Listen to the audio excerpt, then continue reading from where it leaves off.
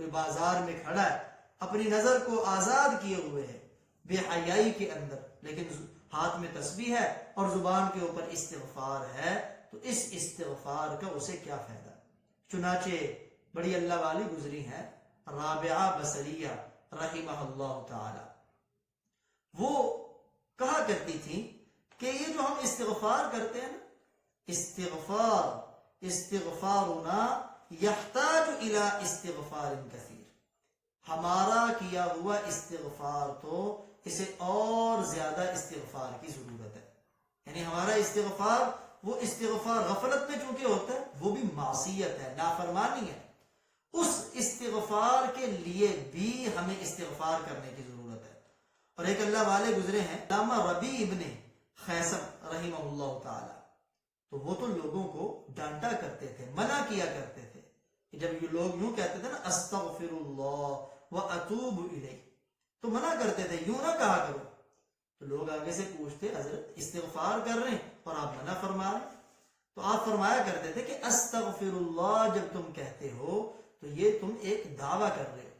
کہ میں اپنے اللہ سے معافی مانگتا ہوں، میں اپنے اللہ سے واتوب الیہ توبہ کرتا ہوں، تو یہ تو ایک دعویٰ ہے. اور اگر غفلت کی صورت میں تم یہ کہہ رہے ہو، دل تمہارا غافل ہے،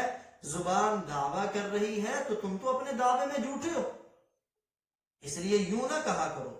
بلکہ اگر کہنا ہی ہے تو ان الفاظ کے ساتھ کہا کرو اللہم اغفر لی وتب علیہ، یعنی اللہ سے دعا مانگنے کی شکل میں کہا کرو اللہ اکبر اللہم اغفر لی وتب علیہ. جیسے میں نے پیچھے ابھی بیان کیا نا کہ آپ ہر مجلس میں یہ والا استغفار کم از کم 100 مرتبہ پڑھا کرتے تھے. تو علامہ ربیع بن خیثم فرماتے ہیں کہ اس میں دعا ہے، دعا اگرچہ غفلت کے ساتھ کہ انسان زبان سے کچھ کہہ رہا ہے لیکن دل متوجہ نہیں، اگرچہ یہ اللہ کی بارگاہ میں بے ادبی ہے، لیکن پھر بھی کبھی کوئی ایسا وقت ہوگا جو قبولیت کا وقت ہوگا، اس کے غفلت والے دل کے باوجود بھی اللہ اس کی دعا قبول کر لے تو اس کا بیڑا پار ہو جائے گا. علامہ ربیع ابن خیثم رحمہ اللہ تعالی، تو وہ تو لوگوں کو ڈانٹا کرتے تھے، منع کیا کرتے تھے کہ جب یہ لوگ یوں کہتے تھے نا استغفر اللہ واتوب الیہ، تو منع کرتے تھے یوں نہ کہا کرو. تو لوگ آگے سے پوچھتے حضرت استغفار کر رہے ہیں اور آپ منع فرما رہے ہیں، تو آپ فرمایا کرتے تھے کہ استغفر اللہ جب تم کہتے ہو تو یہ تم ایک دعویٰ کر رہے ہو